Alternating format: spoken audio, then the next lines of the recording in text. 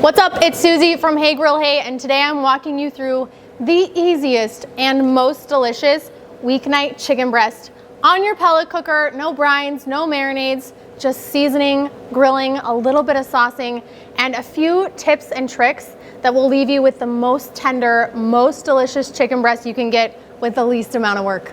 Let's do it. Now, there are a million different ways to cook a chicken breast. I have a video from about a year ago where I did some brined and smoked chicken breasts, but they take a day to brine and a couple hours to smoke. With these guys, sometimes you just need a quick and dirty weeknight chicken breast recipe that tastes amazing but doesn't take a ton of work. That's where these come in. I've got my smoker preheated to 325, so we'll get a little bit of smoke flavor, but they'll cook beautifully and evenly all of the way through. It's kind of the best of the both worlds, where you get the lower temperature, even cook, but high enough temperature that you develop really good color and flavor on the outside. I'm gonna season these with 2 layers of seasoning. I'm gonna go light with my chicken rub, finish it off with my sweet rub. Both these recipes are on my site, or you can grab bottles. If you have the turkey rub from my smoked turkey kit that we released around Thanksgiving, that is also beautiful on here. It just gives us that blend of herbiness and classic sweet barbecue flavor that I really like on a chicken breast. It makes it really versatile, so you can use any leftovers for pretty much anything.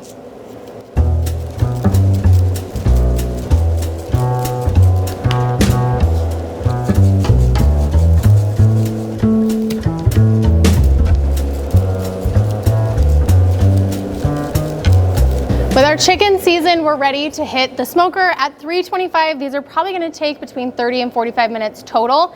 I'm gonna put them on, close the lid, and then flip them at about 15 minutes. I'm gonna come back around that 30-minute mark and check temperature.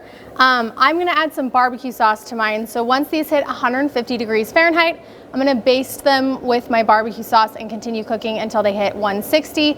If you are not a barbecue sauce fan and you just wanna go dry rub, then you'll flip it to 15 minutes and continue cooking until they hit 160 internal temperature. Oh, I got brownies on here. That's for dessert. You still recording? It's beautiful footage.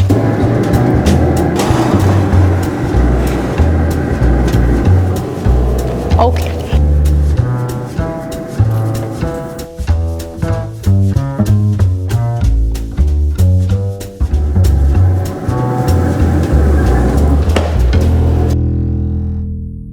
Chicken is at 150. It was just about 45 minutes. So I'm going to baste with barbecue sauce. Like I said, if you're not a barbecue sauce person, just let them roll dry until they hit 160 degrees Fahrenheit. I'm gonna coat mine with apple jalapeno barbecue sauce because I already had a bottle open and because it's one of my favorites, but you can use your favorite barbecue sauce at home.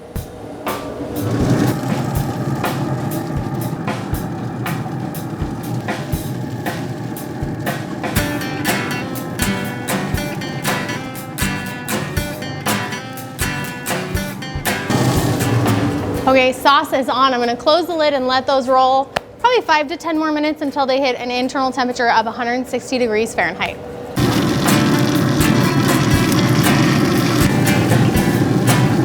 Okay, chicken is at 160. I'm gonna pull it off onto a plate. You want something that has a little bit of a lip to it.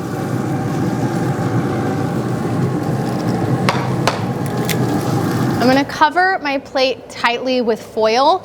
This is going to help that carryover cooking finish the cooking process, but it's also gonna hold a ton of moisture in the chicken itself. It'll almost steam the chicken for the last little bit of this cooking process. This will give you really, really tender chicken, and because we didn't overcook it, you'll still have really, really juicy chicken as well. Now we want to let this chicken rest on the plate in the foil for at least 5 minutes, but you can let it go up to 10. Chicken is rested, it's steamy, it's juicy, it kept it warm while it rested. Now we're ready to slice into these bad boys and show you how just a couple of steps, specific temperatures, can make your life easy, but can also yield the best chicken, which is really what we're going for. We like easy, but it has to be awesome, right?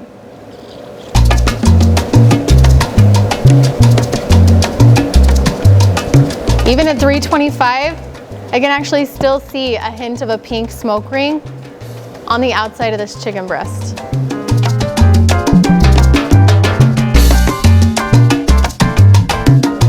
Now, I'm not squeezing the juice out of the chicken breast, but even just picking it up with your fingers, you can actually see the moisture on this chicken breast. It's about ready to drip off the bottom there.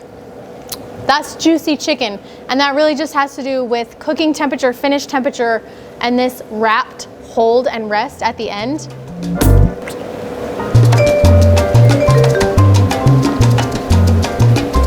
It's so tender. You know when you sometimes grill chicken at a higher temperature and you get that stringy, chewy outside? None of that here. Oh, that's so good. Between the chicken rub and all of those herbs, and that sweet barbecue rub plus the sauce at the end is bursting with flavor. No boring chicken, people. We don't need boring chicken. We don't need dry chicken. But sometimes we like to eat chicken breasts, and this is the way that you do it on the pellet grill for a weeknight, for meal prep. You can use this in pastas. You can reuse this, make some chicken salad, whatever you want to do with barbecue chicken. This is the ultimate barbecue chicken breast. Oh, it's absolutely delicious. I'm gonna keep eating this. I'm gonna feed it to my family for dinner. I hope you guys give this one a try at home. Please let me know in the comments how it turns out for you, and we'll see you next time. Oh, perfect bite. Come on.